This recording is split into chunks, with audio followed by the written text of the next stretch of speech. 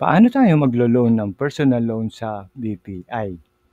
Kailangan nyo ba mag-loan ng cash na pwede hanggang 3 times ang inyong gross monthly income? Na ang loanable amount ay base sa inyong kakayahang magbayad mula 6 months hanggang 24 months. Nag-apply din ako sa BPI ng personal loan. At nagulat din ako sa umpisa pa lamang, sasabihin na kaagad sa iyo kung qualified ka o hindi. Maganda, di ba?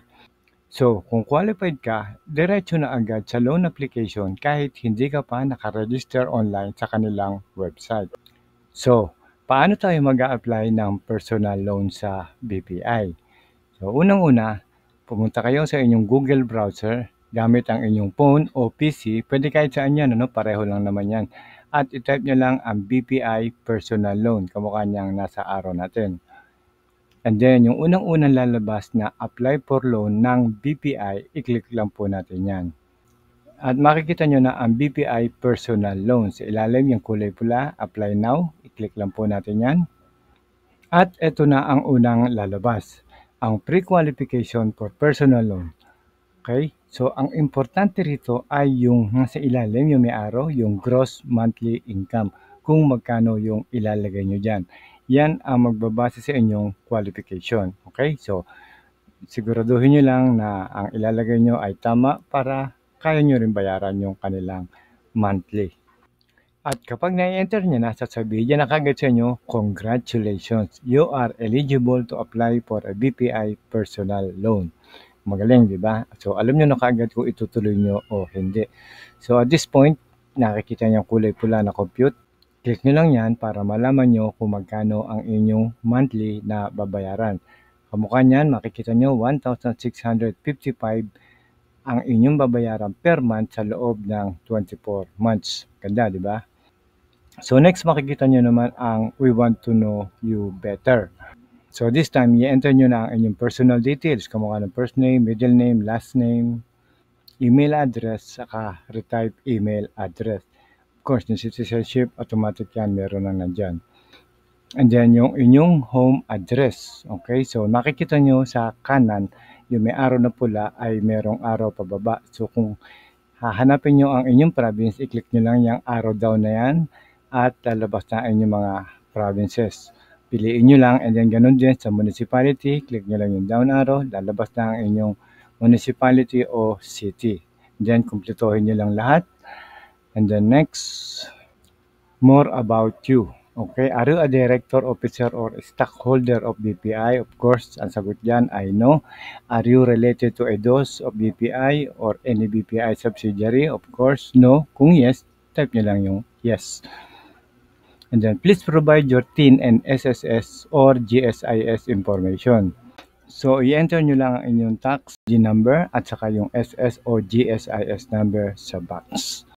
And then next, tell us more about your income source. So, saan nanggagaling ang inyong pambayad? Okay, so may mga selections din yan. Pwedeng employed, pwedeng self-employed. So, sa akin, ang pinili ko ay self-employed. Okay, so ganun din sa position. Meron ding arrow down niya. Piliin nyo lang at ang inyong employer. Okay, piliin nyo lang. And then industry, and then total business tenure kung ganong katagal na kayo dyan sa inyong trabaho. Okay. Ito, isa rin sa mga plus points kung meron na kayong existing BPI savings o current account. Okay, mas advantage po yan kung meron na. Kung wala pa, mag-open na kayo. Pwede na kayo mag-open anytime para advantage po yan. Ano? Okay, so sagutin nyo lang po yan kung yes or no. And then please select the BPI branch kung saan nyo gustong pabagsakin yung pera kung sakaling ma-approve kayo. Okay, so meron din po selection yan. Click nyo lang uli yung arrow key sa kanan at lalabas na lahat ng mga branches kung saan nyo gustong pabagsakin ng inyong loan. And then, ito na yung final review. Okay, so iisa-isahin natin yan. Number 1 is loan, and then makikita nyo sa kanan yung down arrow key.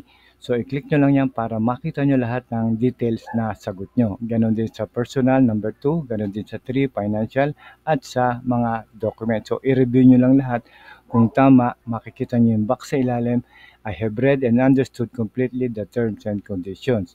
So, i-click lang natin yan para magkaroon ng check. At mapupunta na tayo ngayon sa Thank you for applying for a BPI personal loan. Ibig sabihin, natanggap na nila.